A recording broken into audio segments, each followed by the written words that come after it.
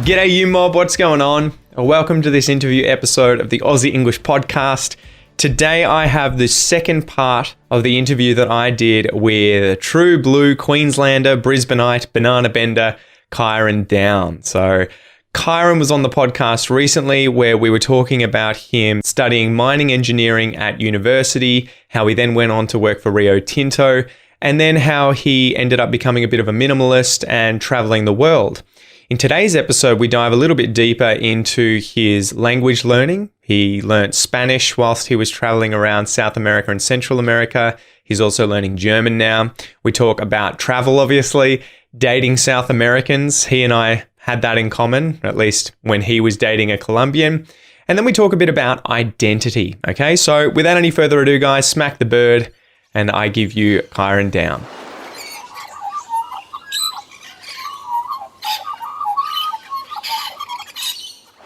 Yeah, but man, let's move on to travel and languages. If you're up for staying on for a little bit longer. Sorry, I know I've kept you for an hour. Man. I was on a friend's podcast the other day and we went for 3 hours, 51 minutes. So challenge accepted. Yeah. How much time you got tonight? Yeah, probably not that long, but we can keep going until the internet kills us or you get bored. No, I definitely won't get bored. If we're talking about language and traveling, man, I can be here for hours.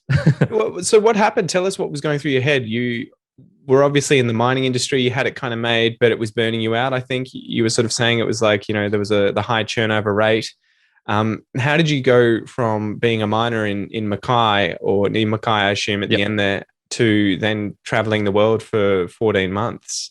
Yeah. So I read a book a long time ago called A Dead Bat in Paraguay. And it's by this American guy who he was like a pickup artist. So this was sort of in that, phase of self-improvement and stuff like that. And, the game. The game. And he was a really funny guy and gone off the rails, I would say, in a certain sense nowadays, because I still sort of keep in touch, but like in touch of what he's up to. I never actually really met him at all. But he had this book where it was him and he went to South America and he started in Venezuela and would traveled through Peru, Bolivia, across into, Argentina, Chile, the sort of like S curve down through South America, I guess, that route. And he was like trying to pick up the girls and he couldn't do it. Like he was trying to learn Spanish. He was really struggling with it. He'd get like intestinal bugs, got robbed and was a hypochondriac and was sort of like had all of these things happening to him. And it was essentially like a travel journey through that. And I read that when I was 16 and I just went like, yeah, man, I want to do that. That sounds really cool. I want to get sick in South America. Yeah. So that was just in my head for a long, long time. And yeah, so that was always like part of my plan to do that, a late gap year, I guess, because I wouldn't have been emotionally ready to do that at 20 or 21 or God knows 17 or 18 like some people do. That's nuts, right? The idea of a gap year being that you finish high school and then you take a year off and travel or work overseas. I think a lot of the people I know went to England or America, where obviously the cultural divide wasn't very big and they could just get a job and slide straight into society. But yeah, I can't imagine straight out of high school just being like, I'm going to travel South America by myself for a year. Yeah, there's a different breed. There's some people out there who can do that. So I quit my work and was just like, came back home into Brisbane, was here for a little bit, just working on myself and had some family stuff to deal with. And then, it was around mid 2018, just had bought a ticket at the start of the year and flew off into Chile. And then began my adventure. And it was going to be just South America, but it ended up being like, I guess, the whole of Latin America. Far out. So did you learn Spanish prior to that, or it was during that period that you were sort of gotten a bit of an interest into languages and other cultures and everything? Yeah, I tried to. I had a bit, like I used the Pimsleur course for a bit for Spanish. That's better than just jumping into Duolingo. So that's a little bit more thorough. Yeah, for sure. That was helpful. So when I arrived there, I probably had the basics to be like, where's the bathroom? But I couldn't like understand the past tense, for example. I couldn't use it, certainly. And I had just enough to be able to like get from one location to another. But, that was scary as hell. It wasn't like, I'm having a nice conversation here. It was extremely stressful, racking the brains. It's funny how those early times learning a language, it's kind of like it's the adrenaline junkie part when you have those first conversations and you're like, how long can I pretend to be good at this? Like, it's how long until he asks me a question where I'm just going to be like, I don't know what he said. I don't know how to respond. Yeah. How do I get out of this situation? Yeah, for sure. I told my wife my go-to there. Sorry, my go-to there is always just say, yeah, that's it. I remember we walked into some Woolworths and there was a guy there who had a really thick accent and he said something to me and he was laughing his head off. And I saw that he said something that he thought was really funny. And I was like, well, I don't want to just burn this guy and look at him like I'm confused, which I was. So I was just like, that's it, dude. That's it. And he was like, yeah, he gets it. And my wife afterwards was like, what the fuck did he say? I didn't hear any of that. And I'm like, I have no idea. But that's just, but just go with that's it. And it's always it gets you out of jail free. Yeah, for sure. Yeah. The same thing in Spanish, it'd be like claro, just like, yep. Yeah. Claro. I think in Portuguese, it'll be isso, cara. Yeah. Yeah. I'm starting to learn German and I think it'd be genau, which is like exactly or precisely. Genau. Yeah. Genau. Oh, man. So, yeah, you learned Spanish when you were there then as well and got to a pretty good level? Yeah. Yep. So, number one tip for me for learning Spanish is get a girlfriend or partner or whatever. Because that seems to be such a cliche. How did that actually work for you? And I mean, to be fair, it kind of happened to me too with my wife and my Brazilian definitely got a lot better. But you're the guest on the podcast. How did you go? You was that the goal? You were like, all right, I've got Pimsley down. So now it's just like, how do I find a girlfriend and then be like, all right, now Spanish is really going to take off? Yeah. I actually met a guy who was the one who was like really pressing for that for me when I was 2 months in or something like that. As in trying to get you to get a girlfriend? He was saying like, no, that's how I got to a really good level because he was at a near fluency sort of level, and I was asking him like, how much do you study? Because I was traveling, but I'm pretty disciplined in a lot of ways. So like when I was traveling, I was at least an hour a day worth of grammar or writing down on books. So I've just got books and books filled with all the sentences I tried to create and grammar things and stuff like that. To pause you there, I'm so jealous of people learning Spanish because Portuguese has zero resources. Zero resources. I heard you talking about this recently with the language girls. It's fucking annoying because you're like, Spanish is everywhere. It must be, with probably French and Italian, the most, how would you say, like it's just prolific. Book written about language. That you have the countless different books to do grammar exercises. Portuguese has like one and it's like wrong. Everything in it. My wife looked at it as like wrong. No one says that. No one would ever say that. And I'm like, I'll just learn by speaking. But anyway, sorry. So you went through and you were very disciplined doing grammar exercises and everything. That obviously gave you the base when you were traveling. Yeah, for sure. And so then I tried as well as to just speak it, when I was going to the hostels, even if they spoke English at the front desk, be like, no, please, like, let me try this. I know it's not going to be that pleasant for you, but that's when you just pretend to be Russian, dude. Yeah. That's probably the way. I always said to everyone, I'm always like, just pretend to be Russian. No one's just going to whip out I speak Russian fluently, mate, especially in the middle of, maybe in Argentina, there's a few places I know they speak Russian because there's some Russian towns, but that's my go-to. Yeah.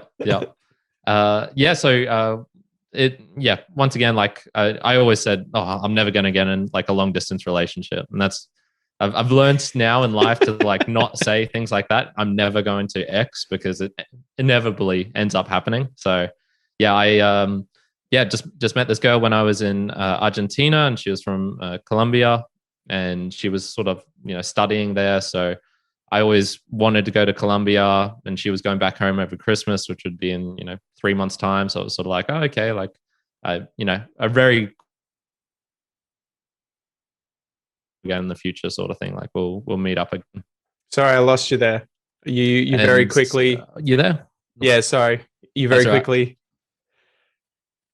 Yep. So she, met her there and then sort of like traveled back and forth. So it was one of those ones where it was like, I didn't want to particularly fall into a long distance relationship, but man, she was an amazing girl. So it ended up happening. And then, just more motivation to learn it as well, because we weren't together the whole time. So when I was in Mexico and Guatemala, it was like, oh, I'm meeting her in a while.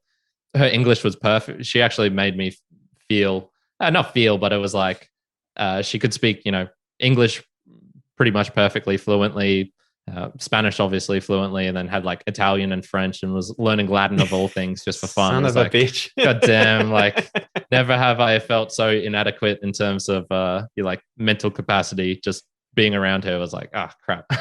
Wow, but it's a bit of a cheat. I think once you've gotten one romantic language down, especially if it's your native language, the rest of them kind of fall pretty easily. Yeah, I was watching something on Netflix, and it was about a like this soccer match / football / like bare knuckle boxing thing that I didn't catch which country it was in initially, and I was listening to it, and I was like, oh god damn, my Spanish is terrible. Like I can only understand half of what they're saying. And then it turned out it was in Italy, so I was listening to Italian and went, oh, like okay, like I've sort of half got Italian now without even trying.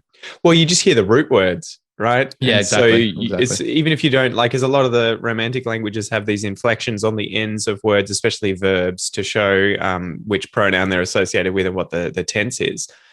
But as soon as you kind of get the root words, it's kind of like you just, as long as you can make it out in the accent that they have, you're kind of like, okay, he's talking about walking outside or something. So it's I always found it amazing that I think there's a directional thing with Portuguese and Spanish where Brazilians, I think, have an easier time of hearing and understanding Spanish. They do. It's way, way easier. Yeah, than the other way around. And I think from what I've heard is that Spanish has a lot fewer vowels, and Brazilian Portuguese has a lot more of these nasal vowels and everything like that make it a little easier because they have a repertoire of more and they're just getting less. Whereas the Spanish speakers are going to be like, whoa, like what are all these extra sounds? Yeah, that's what it's like for me when I meet Brazilians. Like it almost sounds Arabic in a way. It's like, oh geez, like, I'm not getting this. Well, it was funny. I remember always being in love with Spanish. I'd never really learned it, but loving the accent. And then I remember when I first started learning Portuguese, I was like, God damn, this language is like Italian with its the nasal vowels and the fact that it has this kind of rhythm to it where I've forgotten the name for it, but the emphasis is always on the last, second last, or third last syllable of a word. So it'll be diccionario, and it smacked me in the face. It was something that you really notice when you're first learning the language because you don't hear the meaning, you're just hearing the sounds. And I was like, this is so ugly. Spanish is so good with it's like digga, digga, digga, digga, digga, digga.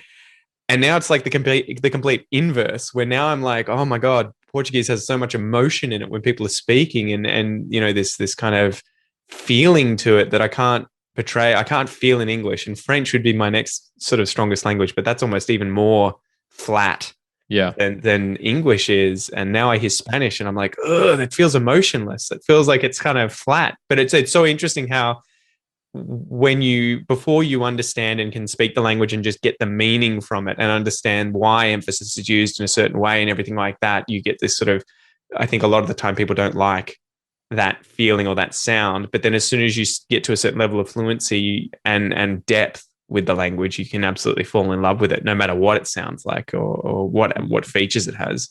Yeah, for sure. Yeah. And that's funny because like I would say, Spanish for me is way more emotive than English, for example. Listening to like their songs and sort of more poetry type things, not exactly descriptive of emotions. Because I read a couple of books of Gabriel Garcia Marquez from Colombia and in Spanish, and like one of them was the story of a shipwrecked sailor, and it's just a really sort of like dry accounting. So it's sort of descriptive in a way, but not descriptive of emotions and of beautiful things. It was descriptive of his like day on day. And I just went like, man, this is not like the best. Spanish should not be used in this way. Spanish should be used in, me telling one of like the greatest authors of Latin America to no, that's not how you should write it. But, but yeah, there's one of his other books, Cien Años de Soledad, 100 Years of Solitude. Like that's where he really uses it in that sort of creating that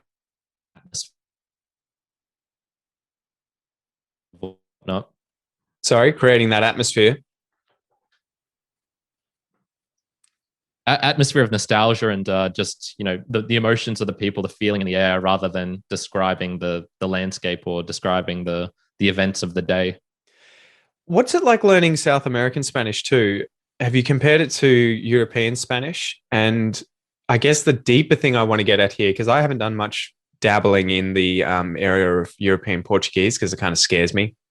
They use the schwa, and it's very much, it's like, for me, it's like hearing Russian. It's very difficult for me to understand. So it'd be like someone, I guess, learning English and then going to Scotland and trying to get used to the Glaswegian accent or something. It's just, I need to put in the time, put in the effort. What was the point that I was trying to get to though?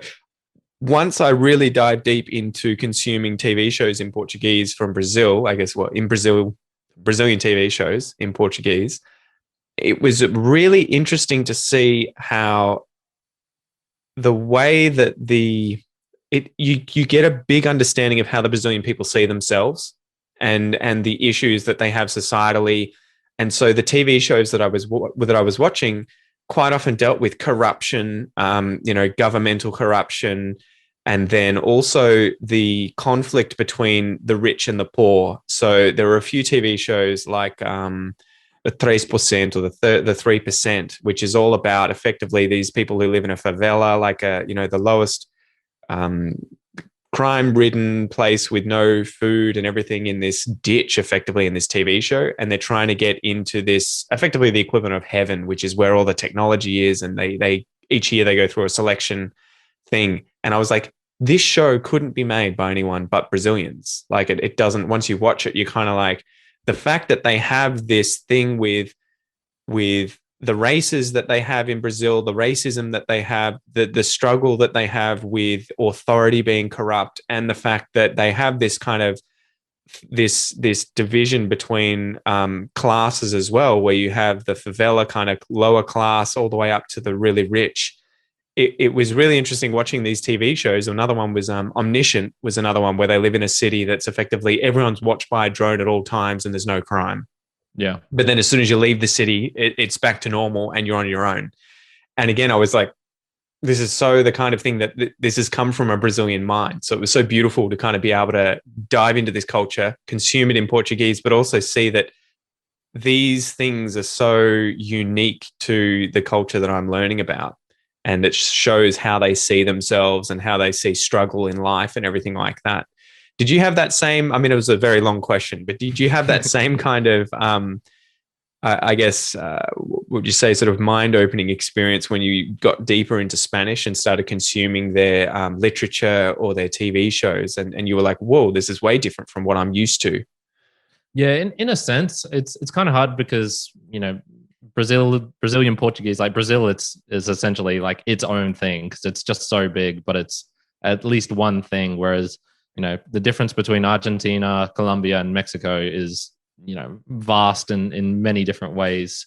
So, and I also don't really consume TV shows per se. That's not just how I learn, and I just don't particularly enjoy, that way of consuming it. So, but yeah, just the, I guess like the Latin American mindset in essence, which is a little bit more, way more spontaneous, not a little bit, way more spontaneous, and loving in a certain way and more a heightened emotion just in everything. So yeah, it was so funny. Like when my girlfriend ex would get angry at me because it was so beautiful. Like listening to her like yelling at me in Spanish was like, oh man, this.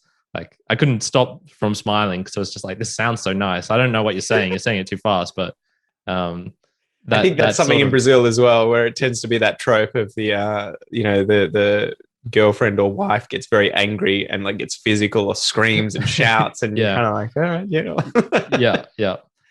But yeah, more that more I'd just say like heightened emotions in many different ways. Whereas I'd say Australia is maybe like in the middle, and then you could compare it to Germany. That's no offense to my German listeners. I love you guys. I absolutely love you guys. But yeah, I mean, like I'm learning. I love that about German. I love that harshness of the way they speak, where it is sort of very monotone, very direct. I really like. I have a feeling if I was born in Germany, like that'd be my place because that sort of mathematic, that precision, that, detailed plans, organization. Like I'm all on top of that. I love that stuff. That would be an interesting study to work out if certain cultures are better suited to introverts versus extroverts, right? And I imagine there's some kind of something to dig at there, and it's probably been done. But yeah, I can imagine that the South American sort of culture or cultures definitely suits extroverts a lot more than it does introverts. And Germany, I have a few friends from Estonia, and so Estonia used to be, I think it was part of Russia. Like Russia had taken it during the USSR times, or at least part of Estonia. I'm not sure. My history's horrible here, but I remember they were like, we were, victims of Marxism and everything for a long time. We had people go to the gulag, and so it was a very cold country as well. And so we're very cold people. We don't smile. We don't really show emotion.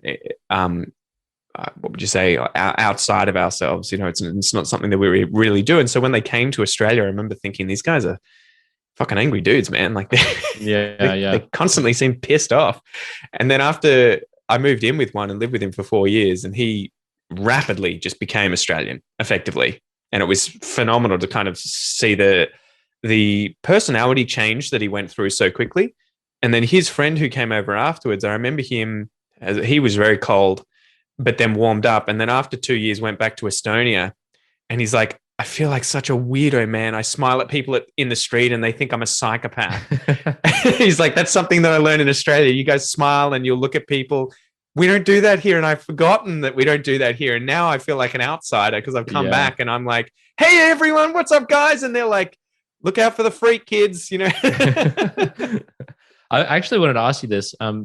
Now that you've learned, so you've learned Portuguese pretty well, and you said French is like your next best. Like how much are you into the French? Man, French is hard. I haven't studied it actively in a long time, but it was probably at my Portuguese level now. 4 years ago, so around 2017. But then I met my wife, and I had to go a lot more out of my way to find French speakers. It's probably the same that, you've probably found at times especially with German in Australia. Yeah, that would be hard. There's a lot of Colombians. I was going to say before, there's a lot of Colombians in Brisbane. Yeah. Exactly. And especially if you were dating a Colombian girl, I mean, the long distance thing probably changes it. But if she'd been in Australia, you would have been surrounded with Spanish speakers all the time.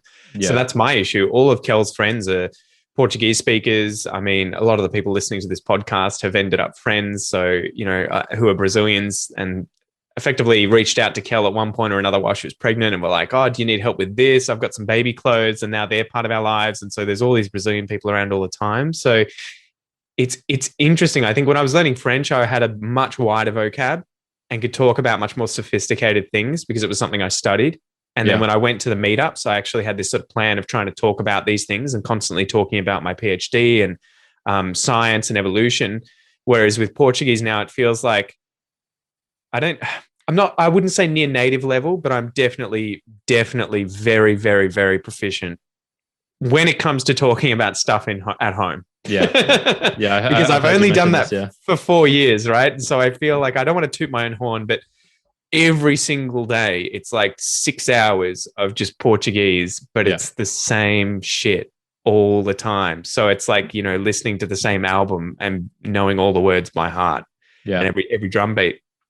But that's the difficulty. I never, ever reached that kind of proficiency in terms of, what would you say? It's kind of like the core of my language is really solid, but then the periphery outside of that is very weak. Yeah, I totally get you. Yeah.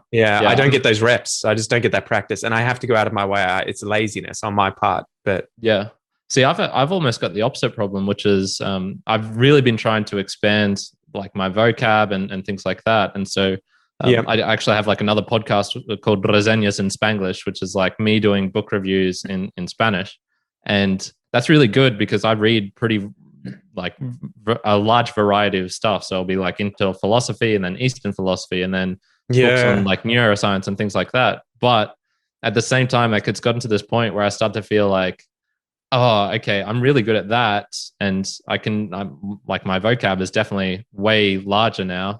My co-host Juan, who's native Colombian, like my Spanish is more proficient in the larger sense of like, I know how to say tree stomp and he wouldn't know how to say that. Yeah. But I don't know how to like speak really rapidly, for example, like and using pronominal and reciprocal verbs, like those, I still have to think like, oh, Or the subjunctive. Yeah. Portuguese takes that to another level because it's got present, past, and future subjunctive, and they tend to prefer the future over the present. So even if you're talking about something in the present, they'll just be like, "I just use the future." It's like learning all those things was just mind blowing because at least with Portuguese, you had to unlearn all these rules effectively of what the book or books kind of sort of taught you. I'm sorry, I don't know if you got all of that. Yeah. I got it. Well, Spanish is a bit the same where it has the future, but both in the present and subjunctive, but it's not used in the subjunctive, and in the present, it's like they'll still prefer to use the present in the indicative. In the indicative, it has the future tense, but it'll be like voi are instead of like ire or whatever. So, well, the thing that blew my mind, I don't know if this happens in Spanish, is that in Brazil, there's regions that use different pronouns. So you'll have the South kind of use você, meaning you. And in the North, they'll use tu, meaning you, as in singular. Yeah. And I was reading the books and learning the Portuguese conjugations, and it should be like tu estás, right? I mean, it would be the same in Spanish. But no one would ever say that. When they're speaking to one another, it's tu tá, effectively, which is tu está. And está has been taken from he or she instead of from you. And so it was like learning all these things where I'm like, oh my God, I have to learn two sets of grammar. I have to learn the wrong way, which is used with speaking all the time by everyone in any kind of, informal situation. And then I have to learn the official kind of way of doing it if I was ever to want to do something formally and be able to juggle those two things. And it's sort of given me an inside understanding of what people find difficult with English and why it's hard for them to gauge formality versus informality.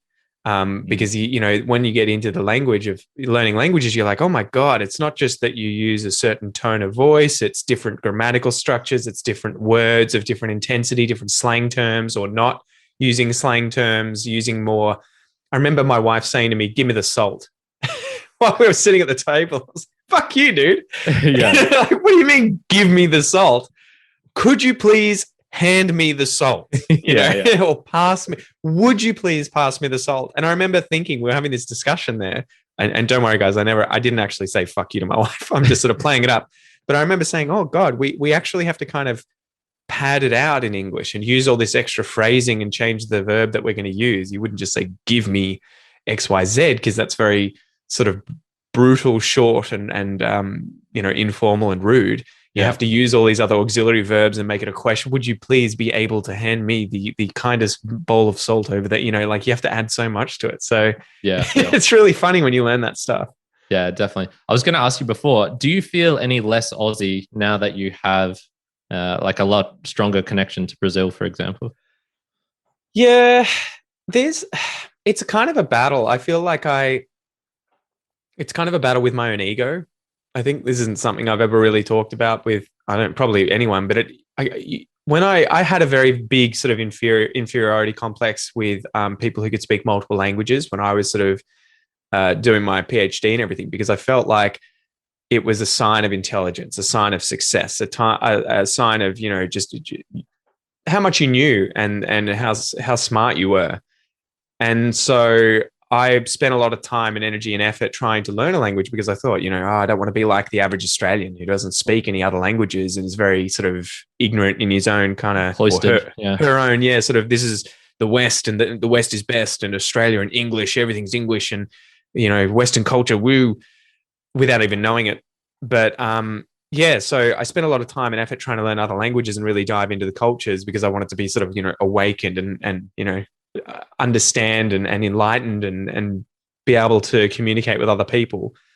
And then so there's this kind of push and pull where it can creep up on you, like you feel better than other people, especially other Australians, because I feel like any of you guys could learn another language. You just have to work hard enough. You just have to want to do it. You should do it. You should try and learn about other cultures. You should try and do all these things. I've done it. I can do it. And there's that kind of internal battle at times where which is probably tied in with whether or not I feel as Australian as other Australians, because now I'm kind of constantly looking outside of Australia. And that, as a result, has made me think maybe I'm not like the average Australian, you know? So it's been an interesting kind of journey, having to deal with my ego and deal with not thinking that you're better than other people because you can do X, Y, or Z, but at the same time wanting to feel proud that you've achieved something, that you've worked really hard to be able to speak another language, which is probably one of the most difficult things that you could ever do. You know, I think we were talking about this on Instagram, and it's like, what other than like learning to walk and fine motor skill when you're 2 years old, and then after that, it's pretty much set, unless you're going to become a gymnast or something that requires insane practice and everything. The next hardest thing you're ever going to do is learn a foreign language. Yeah. So, yeah, I don't know. I think I still see myself as Australian, but I think compared to the average Australian, I'm much more aware of my position in the world. I think as an Australian, and that and how much we have and how much we take for granted and how much other people don't have. Like, my wife is always telling me these horror stories about her childhood, right? Where there were 17 people living in a, 3-bedroom house and that sort of thing. And you just like, I feel like I'm just so ignorant and so lucky, and was just totally hidden from all this kind of discomfort in the world, not because I earned it or anything, but just by chance. And the same with my son. I'm just like, man, this guy's so spoiled, even in comparison to me. And my wife's like, God damn right he is. He's going to have butter and bread every goddamn day. Yeah, you got to be careful you don't try and create too many, hardships for him that artificial. But that being said, like, some artificial hardships are useful at the same time. Yeah, I think that's definitely important. It's one of those things where this is the battle with raising children, and especially with having a wife and being the husband. I'm constantly kind of like the stick side of things, and she's the carrot, right? So she's constantly wanting to reduce Noah's suffering in the moment. And I'm constantly thinking of how do I reduce our suffering and his in the long term. But that means kind of discipline and not giving into what he wants because he's decided to scream for 2 hours today. And if I just give him that damn biscuit, he'll shut up and it'll all be good for now. But we're going to completely screw him up in terms of behavior for the rest of his life, that kind of thing. So it's very interesting having to deal with that. And I understand, like, my wife will be so stressed out and tired because we have another child. But and I'm also not as close to it as she is, so she doesn't she'll understand it better than I. But it's interesting you have that kind of balance, Yeah, I see that at the calisthenic park all the time because it's essentially a jungle gym, so kids come all the time and are playing around. So there'll be beasts of whole bulky dudes, doing the craziest stuff, and then there's these kids, flying around on the bars next to them. And yeah, it's always funny just seeing the differences between the mum and differences between the mum and the dad. Between the mum and the dad. Because the kids will go up on the top section, they're falling what's equivalent of double their height. Yeah. And the dad will just be usually, that's cool. Mm-hmm. I'm comfortable with this. Gotta learn. Mom's just running beneath and whatnot. Yeah.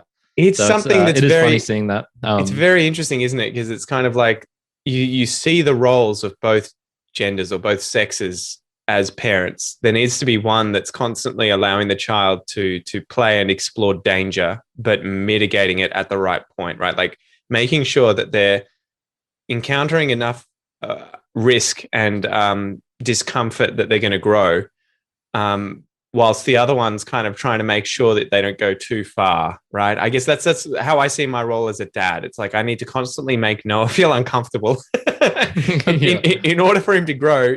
Whereas my wife is constantly trying to make sure that he feels loved and make sure he's comfortable. And there's this kind of juxtaposition, right? It's kind of like yin and yang constantly, where if you get just one of these, the kid's probably going to end up worse off, right? If he's just got a cold dad that's always being like, harden up, go do this, you'll be fine. And he doesn't have the loving mum to give him a hug, and obviously these aren't just male, female traits, but yeah, you can switch between the two, more masculine female and then more feminine male. But as well, I've met guys there's one guy that I know he's just always been told by his mum that he's just the best thing ever and that everything that he does is amazing. And the interesting thing is that he doesn't succeed very well at anything. He doesn't want to do anything because anything that he tries and sees that he fails at, he feels like, oh, well, I'm not even going to bother because it's not in my wheelhouse, you know. And so it's kind of like really screwed him up because he's not ambitious at all. As a result, he's very, I'm just going to be comfortable. I want to stay where I am, sort of thing. And I think that looking at it from the outside, it seems like he's just been pampered. So he's gotten the one side of it. Whereas I know a lot of people who had parents that were very brutal and, you know, would kill for the other side. But as a result, they're like ruthless in terms of what they're trying to achieve in life. And they forget, you know, I'm actually looking for meaning, not just a big bank account or whatever. So yeah. Crazy. Yeah. So, man, we've gone for like an hour and a half with loads of internet issues. I think that was mainly a lot of the stuff that I really wanted to cover. But, the one thing I wanted to ask as well was, so when I was traveling, I found that for me, creating almost like a separate persona really helped me in the sense that there'd be like, you know, English Kyrin. But when I was traveling, I was noticing like, I don't exactly want to be the same person. Like it's not only, maybe this is more due to travel than to me, you know, learning the language. But I would find like, one, not only was it hard to say Kyrin in Spanish, like it's a little bit of annoying. So I was using my middle name, Michael, which would then become like Michael or Miguel, whichever they wanted to use. Yeah. But I definitely feel like I've still kept that going here in Brisbane. So if I meet someone who's Spanish or like, you know, Latino or whatever, I will use Michael. And when I'm speaking in Spanish with them, it's almost like a different gear. It's something different for me. It like allows me to be a little bit of a different person. I was wondering if you had the same with Portuguese or French. Well, I think it's the same but different. I've never been to Brazil, so I've never actually gotten to, I guess, experience the country and speak the language where it's spoken and be fully immersed in the culture. So I'm still waiting for that. We were going to go, but COVID. Yeah, of course. But I definitely am much more of a prankster. Well, no, not a prankster, a comedian, you know, the class clown in Portuguese, because I think I like to play with the language a lot more to kind of work out how it works and make jokes. And I found that Portuguese is a lot more sexual and they use a lot more swear words. You know, I mean, and again, this is my sort of experience with the people I know. So I'm probably not speaking for everyone clearly, but so it's very interesting. My wife will always say, you don't make anywhere near the same kinds of jokes or as many jokes in English as you do in Portuguese. And I'm like, yeah, because it's not fucking funny in English, especially not for me. It's not a funny joke. I know that thing is going to work that I say, right, in English, because it's not a challenge. I'm not creating a sentence or using an expression or trying to be witty with a euphemism. I mean, I still have that side of me that does that at times, but not in the same way that I would do it in Portuguese, because I'm still trying to get a sense of, you know, how rude is porra and how does it fit in? And when you use expressions like pica das galáxias, which is like galaxy of penises or dicks, you know, what sort of situation can I actually use that in? Yeah, you know, like I saw someone use that on the news in Brazil, and then I just whip it out, you know, chatting with a few of my friends in Portuguese, and they just shat themselves laughing, and we're just like, how on earth do you know that? And I'm like, I watch the news. You know, so it's really funny. I guess I play with language a lot more in Portuguese than I would ever do in English, because English is easy for me, obviously, as a native speaker, the same way that I think a lot of Brazilians would probably never have the same kind of personality or jokes or, you know, things in English. But I definitely like that side of it, joking around more, and it's sort of taught me to use words that I'm not comfortable with a lot more and just try and move through it and communicate, focus much more on communication so that I don't worry too much about making mistakes. And it's probably the comedy and jokes, and as well, like swearing a bit. It's probably come from me having made a lot of mistakes and trying to get out of those situations by making jokes and making it funny, as opposed to getting awkward and feeling a bit anxious about it. Yeah. So it's been interesting in that. I'm definitely not exactly the same person. I wouldn't just switch to Portuguese and it would sound like you were still talking to the same person, which I imagine it's the same for anyone who speaks another language that they've learnt later in life. Yeah, definitely. Yeah, I'm definitely more spontaneous and a bit more emotive, and almost in a way nicer in Spanish than I am in English. Not that I'm like mean or anything, but yeah. I think it would be the same. It depends on the people I'm around too. I think if I was obviously I'm talking about previously when I'm swearing and making jokes, I'm in a very informal situation with friends and they're all, 30s and 40s. So there tend to not be children around that can understand what we're saying. Yeah. But if I was meeting Kel's family, I would probably be an introvert massively. I would just be like, to the bang, senor, like, and then just like zip it. Don't say anything. Shut up, Pete. Like, you're going to say something that's going to get you in a lot of trouble. That was something I wanted to ask you. Have you had any really interesting or embarrassing moments whilst learning Spanish? Yeah, my number one was when I was in Argentina. So I was like, a couple of months in, I was able to start speaking, and I was trying to just get better at storytelling, essentially, and I was starting to gain a little bit of the past tense. Yep. And I was talking to this girl, and I was just trying to tell her of my day at the park. So I was like, I went to the park, and there was these birds there, and I had lots of fun with the birds. I was feeding the birds. Now me and the birds are like best friends and things like this. Oh no, I think I know where this is going. Yeah. And bird in Spanish is pájaro, and I was saying pajero, which is quite different, which means masturbator. So I was essentially telling her like, I went to the park and there was all these masturbators there, and I was feeding the masturbators, and then me and the masturbators best friends. And this is why. The worst bit was like, I'm thinking like, man, I'm killing it. This is the best story out. Like, I'm the bee's knees. And then after a while, she's like, you got to stop saying you got to stop saying that one word. Yeah. It kills you, especially when they tell you like after an hour of you just unleashing, and you're like, couldn't you have just told me in the moment? Couldn't you have told me then and there? Like, it's funny, isn't it, when they get to Australia and they see Mitsubishi Pajeros everywhere, and they're like, why are there Mitsubishi wankers all over the place? That's beautiful. Yeah, I'd never even thought of that.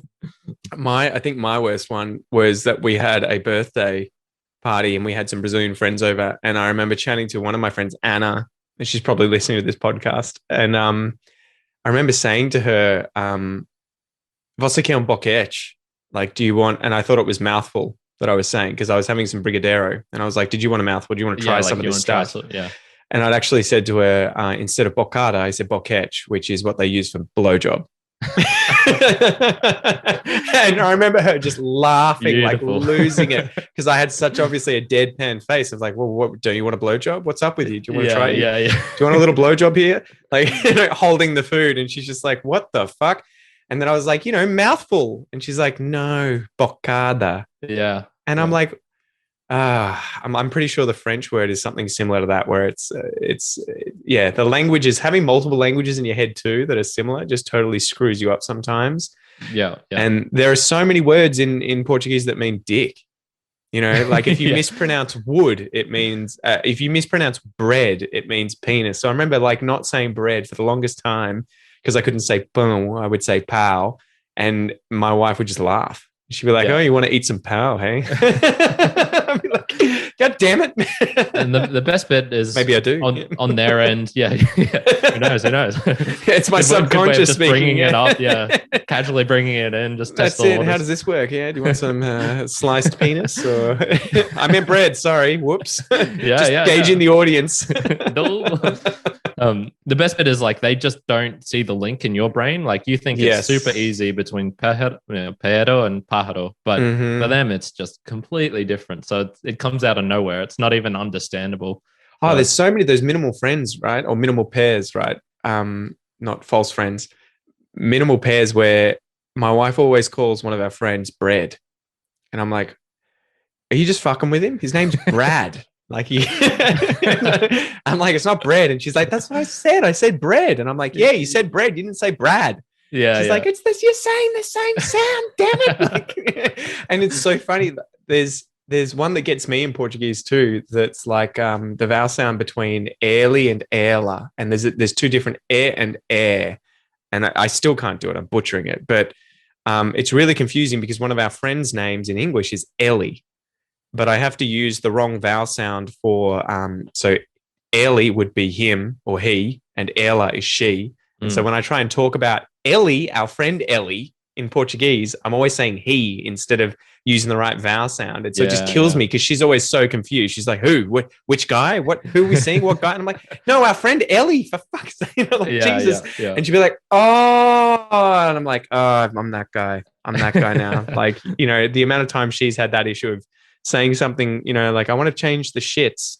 And I'd be like, what do you mean you want to change the shits? Just go to the toilet. And she's like, no, the shit's on the bed. I'm like, oh, the sheets. Yeah. She's like, that's what I said. It's so funny how often that happens, but you just have to embrace it. Like, yeah. And there's some things like you're just going to always stick. I mean, like, unless you're getting into like, proper pronunciation coaching and things like that, like, yeah, some things are going to stick around, and that's cool. That makes it more fun. How have you found being a gringo? Did you get fine? I love it. I used to say I was the king of the gringos. So that was like the running joke. X would always say, like, you have the soul of a Latino trapped in the body of a gringo, and it was just dead on. Like, I can't dance. Like, I definitely love the Latin culture, but man, I'm a total gringo. It's definitely and yeah, like, it depends how they say it and how you take it as well. I'm pretty silly, so I tend to just take the mickey out of everything if I can. Yeah. Yeah, it feels so pejorative though. I feel like a lot of the time, the way, like, they'll say it as a joke. There's gringo, and then there's like American gringo. I think. Yeah. Well, and it's funny. It blew my mind when my wife told me that anyone who's not Brazilian is a gringo. And I was like, wait, what?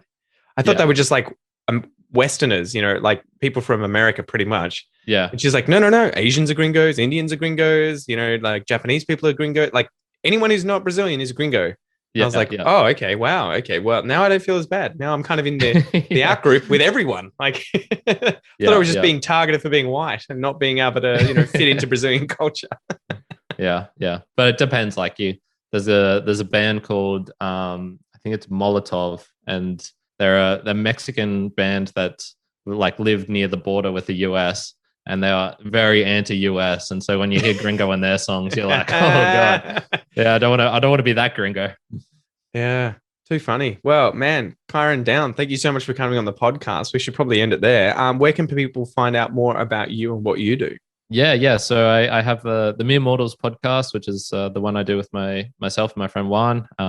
Mere Mortals book reviews. Those are book reviews, and then if you want the same thing but in Spanish, por reseñas in Spanglish. And yeah, Mere Mortals podcast on Instagram, meremortalspodcast.com. And no, thanks for having me on, Pete. Like, this is so much fun. And yeah, I really enjoyed tuning into even the chats with you and your dad, where it's just like random stuff. And you can definitely tell you've got a degree in biology. I was going to ask you about that, because you would start talking about like all these native bird species. And I was like, I think he has some expertise in this area. Oh, man, well, the ironic thing with the birds only came after I finished uni and started doing bird photography. So yeah, okay, so it came through that way. Yeah, but I mean, it was funny, and I was on I've got to find it now. Where was I? I was on iTunes today, and I was like scrolling down, and I just see this, as Aussie as can be. Pete is the epitome of consistency, a ridiculous amount of episodes, and they get better with age. I've learned a tremendous amount, even from the entertaining miscellaneous topics with father and son, and also general language learning tips. So who was that from? That would have been me.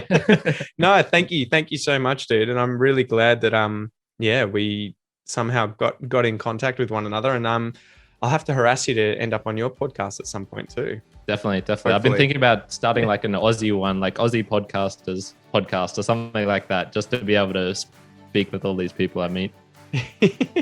Awesome, dude. Well, I hope to have you on in the future. Thank you so much again. Hey, no, thanks, Pete. Absolute pleasure.